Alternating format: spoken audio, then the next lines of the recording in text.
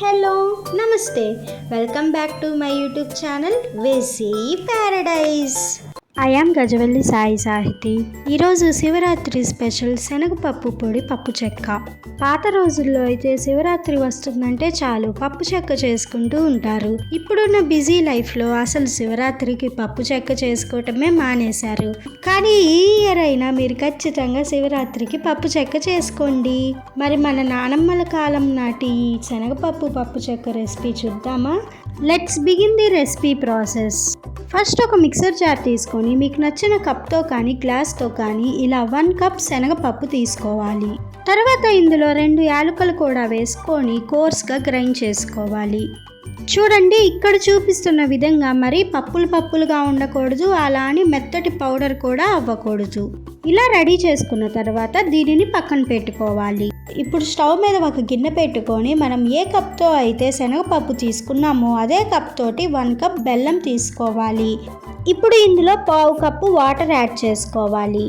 ఇప్పుడు మధ్యలో కలుపుకుంటూ ఒక తీగ పాకం వచ్చేంత వరకు వెయిట్ చేయాలి.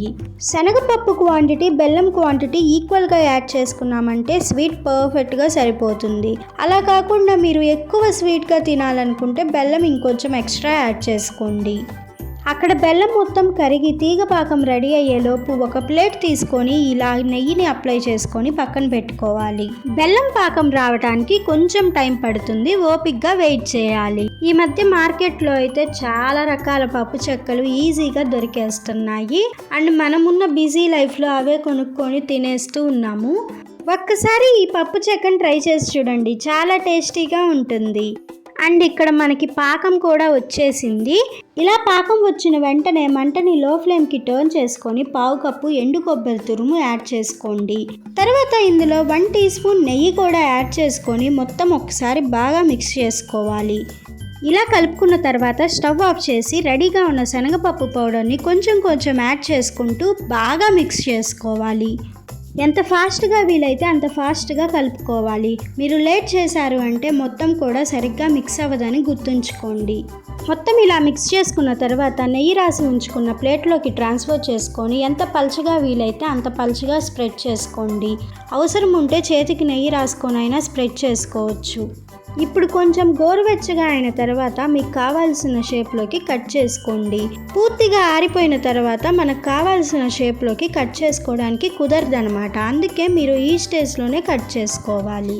కట్ చేసుకున్న తర్వాత పూర్తిగా ఆరిపోయేంత వరకు పక్కన పెట్టుకోవాలి. ఇక్కడ చూపిస్తున్న విధంగా పూర్తిగా ఆరిపోయి ఇలా హార్డ్గా చేంజ్ అవ్వాలి. చూడడానికి హాట్గా ఉన్నా కానీ నోట్లో వేసుకోగానే ఎంతో స్మూత్గా కరిగిపోతుందన్నమాట. రెసిపీ నచ్చిందా? అయితే ఖచ్చితంగా ట్రై చేసి చూడండి. ఇలాంటి పాతకాలం వంటలు ఇంకా ఎన్నో వెజీ ప్యారడైజ్ మీ ముందుకి తీసుకురాబోతుంది. అవన్నీ మిస్ అవ్వకుండా ఉండాలంటే వెంటనే వెజీ ప్యారడైజ్ని సబ్స్క్రైబ్ చేసుకోండి. Stay tuned for more interesting recipes. Please do watch, like, share, comment and subscribe to my YouTube channel. Thank you for watching. Bye bye.